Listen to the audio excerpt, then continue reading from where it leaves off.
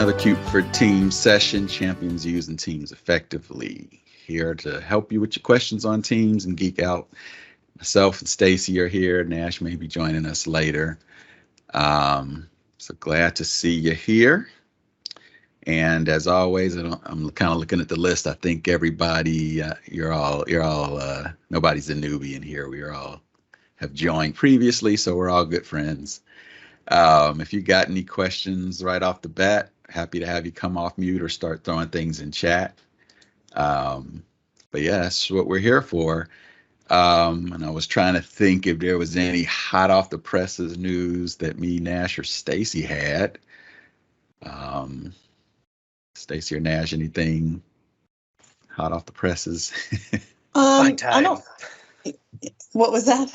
Go Fine ahead, Nash. time. Fine time. Yes, fine time. Awesome. Yeah. Very good. Mm-hmm. That is Yeah. like coming soon, very soon, right? No, it It's has returned live. to GCC. Okay, live as we speak. Yep. We got confirmation from engineering they were done doing their rollout yesterday. Very Ahead good. of the apparent Super Bowl change freeze. Didn't know that was a thing. I didn't know any of our engineering teams were also professional football players, but Being a Cincinnati person, born and raised in Cincinnati, I'd say that's an important freeze that we need this year. So, Well, Awesome. the NFL uses the Surface devices, right? So, there you go. We got to support it. yep. Well, So for those, well- I assume the whole room maybe knows Fine Time is essentially, your ability to kind of put a link out where people can vote on the meeting times. Yeah, and looks I'll there just you kind of call out, like, if you're someone who a significant portion of your day involves figuring out when to meet with people, especially if they're external to your organization, then this is a life-saving tool. So think of administrative assistants to senior executives. Think of anyone who needs to coordinate meetings with businesses, citizens, you name it. Think of every email chain you've been on that goes back and forth about when people are available. All of that is time that goes away when you start leveraging a tool like Find Time, which helps you send a meeting poll. This is not a substitute for bookings. This works in the opposite direction, where bookings let somebody just pick an arbitrary time to meet with you. That's usually a one-to-one thing. This is, hey, I need to coordinate 5 people from 5 different organizations, with all of which with calendars I can't see. The ability to go into your inbox and, hey, anytime somebody says, or you're going to say, hey, I think we should have a meeting about it, instead of just saying that, you would go and hit new meeting poll for Find Time, and it brings up the add-in and lets you go and start picking the I got to add attendees first, picking the times that work for you. And if you're being really nice, look at the other internal people to your organization's calendars and only pick them. So Ricardo, we'll pick Stacy, and it's only going to show, number one, their working hours as available, and their for the people whose calendars you have access to, you'll be able to see, are they free, are they busy, are they tentative for something else. So if I wanted to do this with my 2 internal people here, and I'll just throw my Gmail account on there, right, where I don't have access to the calendar, we'll see that 4th person just popped up as availability unknown because I can't see their calendar. But if I want to have an hour-long meeting, great. I see at a glance here that there are some times on the 14th and on the 17th where all of the people whose calendars I can see are green. So those would be good times to offer up to external, nash@gmail.com. Maybe I've got some people who are maybe not required for the meeting, but optional. It'll put them off to the right. Okay, so it just makes it super easy for us to go through and pick times to offer up. When I hit next, it gives me some options. Like you can kind of customize this. By default, it's real simple, but you can go and do other things like lock it down so people can't forward the invite, have it do holds on the calendar time, which if you're offering like 10 times, don't do. You don't want to lock up 10 hours of people's time while there's voting. But there's some things that can make this work for a lot of different scenarios. Once I've got all of the settings set, I can hit add to email, and we can send this thing out. Here is what is free/flexible for the Microsoft team. Let us know what works for you. External Nash Pearson, and we hit send. When that other person, or well, and anyone on this email gets it, they'll all be able to go in and vote on what works for them. We'll drop my boss off there. We don't need to simulate that much further. We'll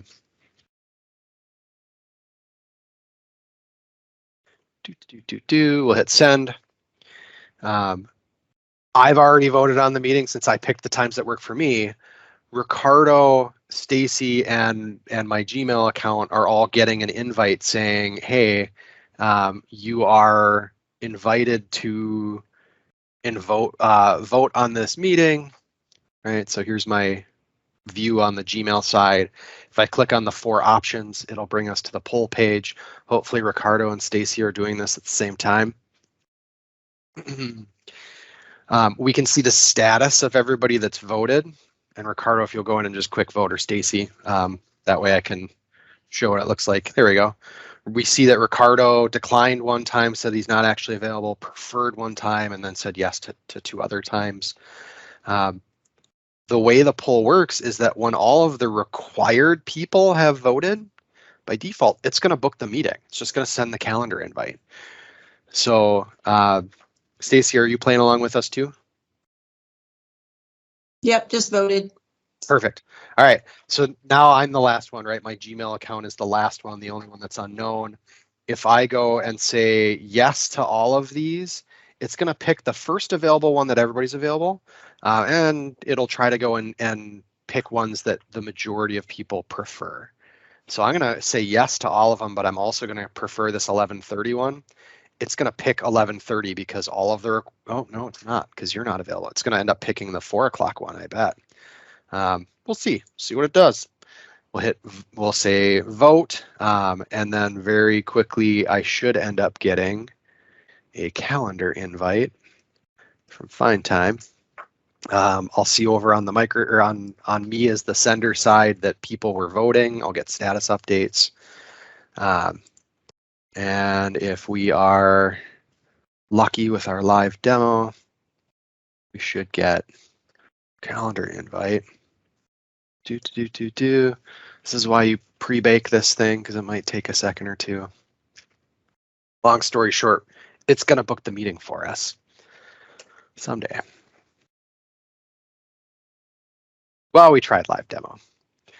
But if you can imagine all of the email threads you've had going back and forth about when we're going to meet, anytime you're about to start one of those threads, just throw a poll in there. You've saved all of those emails. The second everybody's ready, it's just going to go.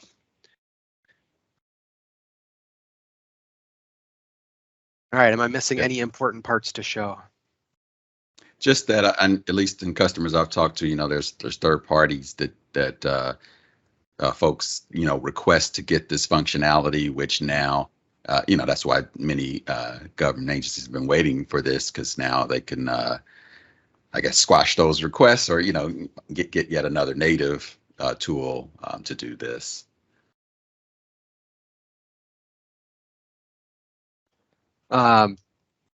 Yeah, so like some of those other tools are Doodle is a real popular one.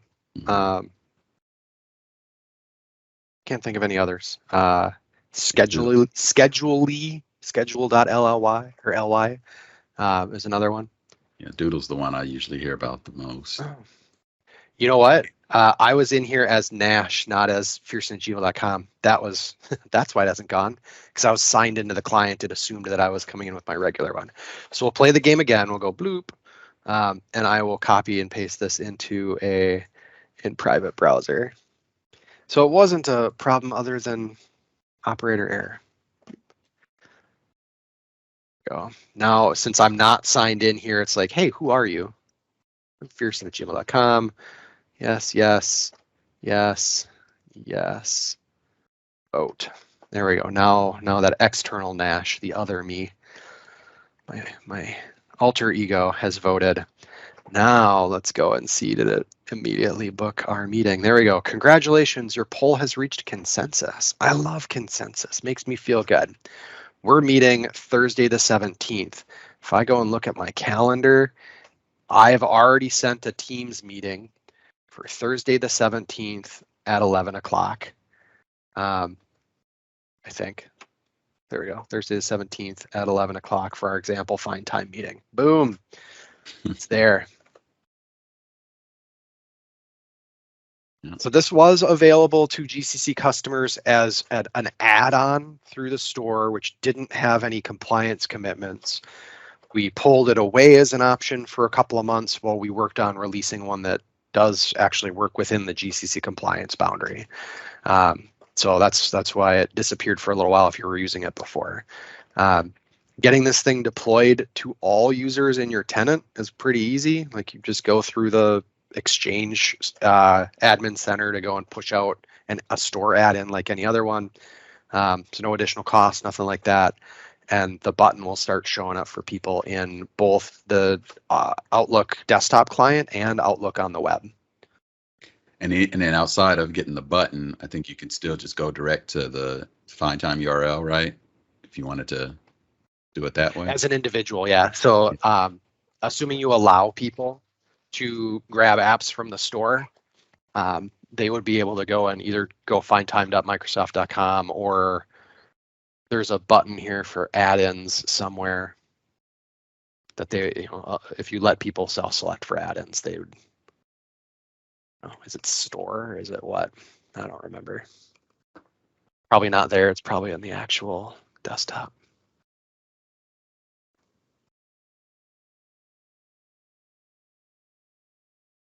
Yeah, browse add-ins. Typically, an organization would enable this for everybody, though, and just push it out if they're going to allow it. But Find Time would be here if I hadn't already installed it, I think, for me to add individually. I'll throw the FAQ in chat. I think this is the best link to share. Oh, smile for the camera, everybody. She's taking a picture. Yeah, I just went to the findtime.microsoft.com and without in my Gov tenant, without having installed the button or whatever, it doesn't look like it's giving me options for creating a new find time. So it looks like it's just a dashboard to view the polls that I've created. So okay. Right. So that's good stuff. Depending on who you are, I mean, I've had some agencies dying for this, and others not knowing what it is. So. Honestly, I've been a huge fan of this thing forever. And every time somebody went through the effort of going to Exchange Online, we'd make sure they would enable this for everybody. Because to an end user, moving email from your data center to Microsoft's data center is a non-event to them, right? They got nothing out of it besides maybe a little bit of downtime. So getting Find Time enabled in that process was hey, this is what you got. This was for anybody who has to schedule meetings all of the time. Here you go. You've got a benefit out of getting to Exchange Online. So if you are able to get this deployed, make sure you make a big deal out of it. It's something that is going to help a lot of people who coordinate calendars save a ton of effort. Like this is the sort of thing where somebody who spends most of their day coordinating multiple people's calendars, this could cut hours and hours of work out of every single work day. Huge impact for a big group of people out there who are calendar jockeys.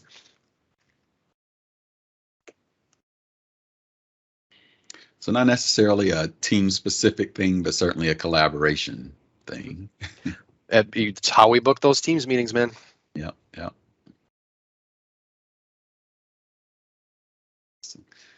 I see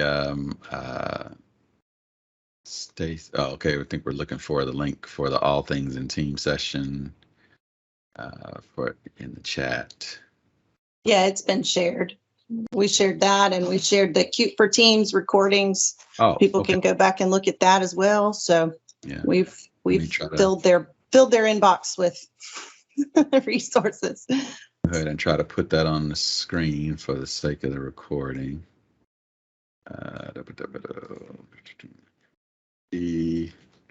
V, all things teams and government. Yep. So that's second Friday every month, looks like. So yeah, so that's in the chat for you.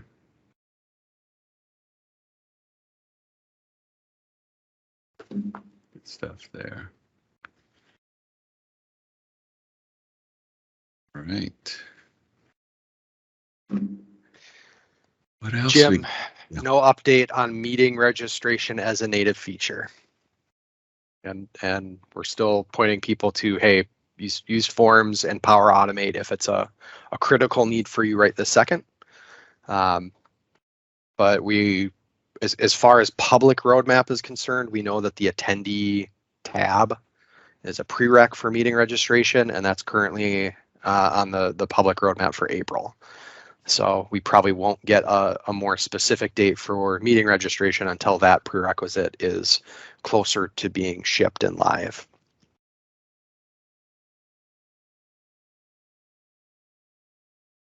You are welcome.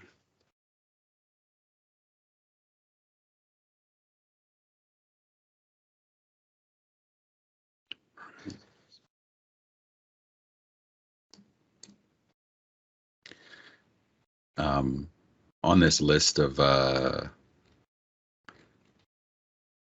things related to teams, I certainly wouldn't put on this list, but also Saturday mornings, if you're geeky enough to want to wake up in the morning with a cup of coffee and talk about teams, you can find me online as well.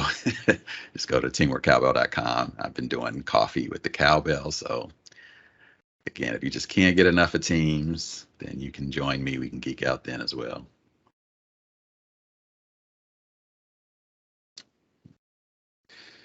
What else you guys got out there? Got a full room out there today.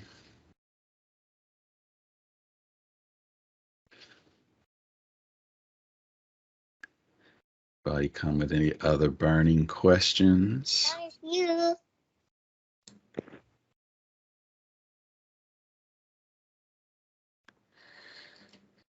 Trying to think here. What other pieces we've talked about lately might be worth jumping back into.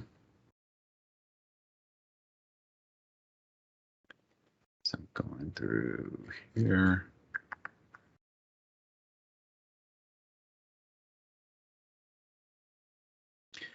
I think I'm sitting here looking at this shared folder for externals, and I'm thinking this is a topic I talked about in my coffee session.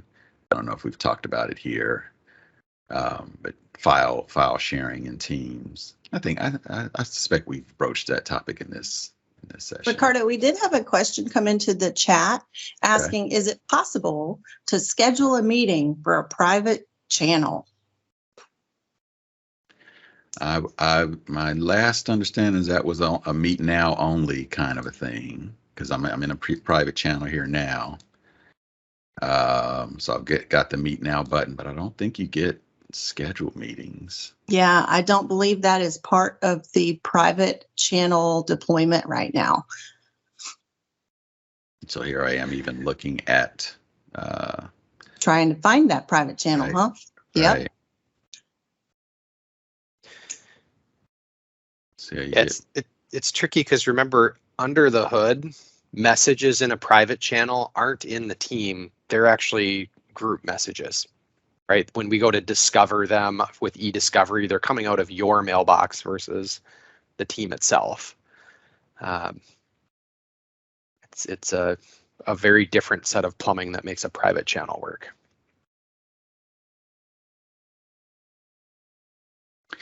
Now, nice little, well, not a workaround, but if you desperately still wanted some semblance of a meeting in here, obviously grabbing the link, a new post, and putting that here would be I wouldn't even call it a hack because it's really not a channel meeting, but it's just I can see someone wanting the documentation that the meeting occurred potentially in this channel. So just throwing the link in there could be a way of getting that done.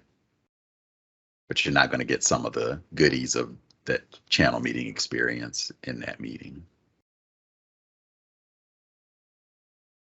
And then I guess, and Nash and Stacy, I wonder if I made a meeting, invite, let's say for 2 p.m. on Friday, and just had everybody agree to come to the private channel and then just meet now. I wonder if that it's kind of a tricky way, but at least it would be a kind of a native meeting in the channel.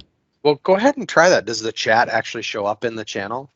Good question. I'm curious. I have no idea. I so rarely use private channels. So I'm doing a meet now in this channel. Does this show? All right, and then come in here. I mean, it's looking like it so far. And then if I get out of the meeting, will it persist? Let's just leave it. So yeah, it does. Looks like a channel meeting, at least on the back end. So I wouldn't be surprised if we don't see the ability to schedule these come in the future. Yeah. So that little trick is there. Yeah, a little trick of just getting everybody to agree to come to the private channel and then start the meeting there would give you some of the things that you probably wanted from the channel meeting, which is the persistence of it in the chat, so something to consider. All right. Lisa made the ask in chat if we could just talk for a second about the Servicenow integrations and Teams.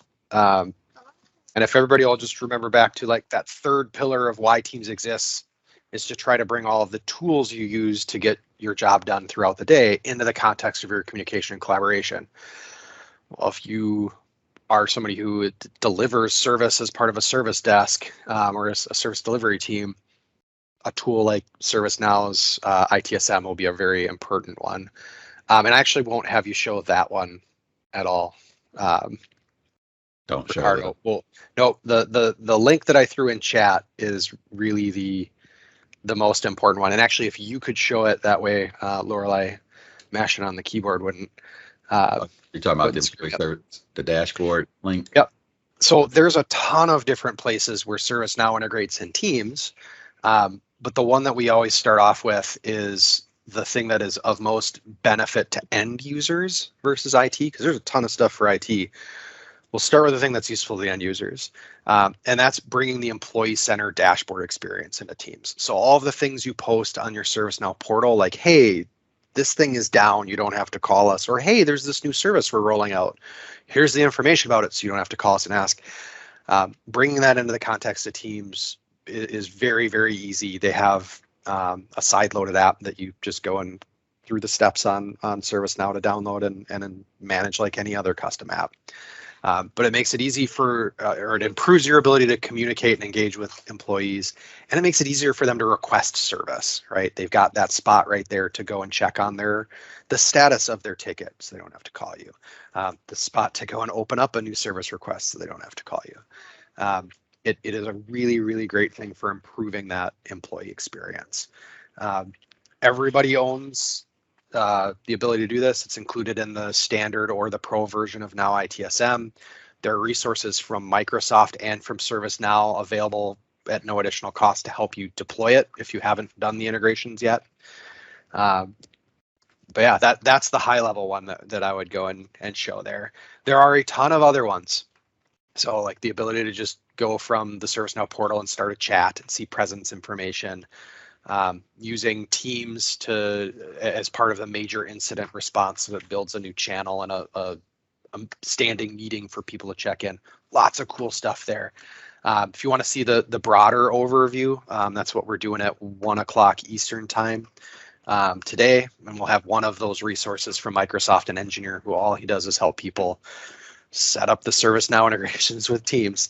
He'll be going and delivering that demo today. And I don't know if we threw the link to that in chat already. Yeah, the All Things Teams and Government Stacy posted in chat. Yeah, if you can come to the 1 o'clock. If you can't come to the 1 o'clock, just reach out. The customer success managers at Microsoft are interested in helping with it. There is one big caveat, and I should have led with this. Servicenow supports this for their normal Servicenow ITSM instance. There are a handful of state and local government organizations that are using the FedRAMP version because they're using ITSM to store CGIS or IRS 1075 data.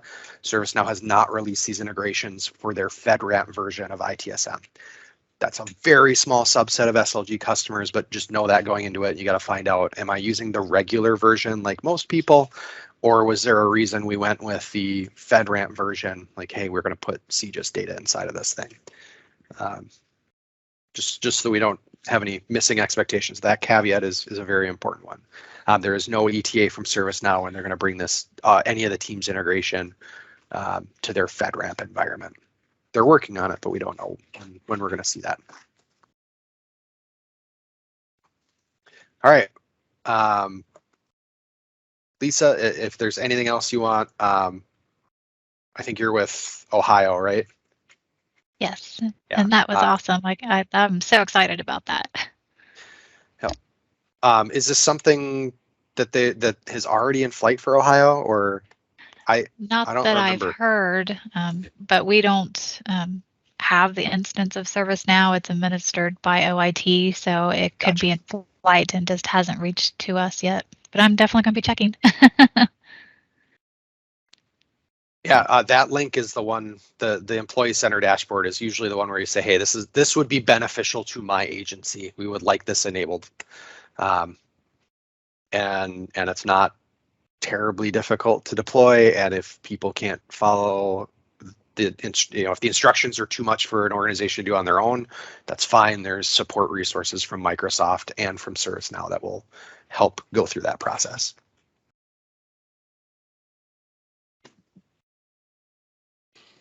Good deal.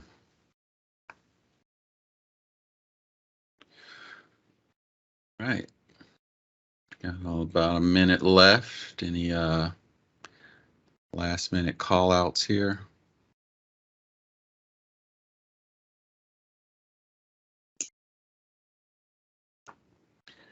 Good stuff. Good stuff. Well, we'll keep at it next week. Same time, same channel. Not a Teams channel, but we'll keep at it next week and see you then.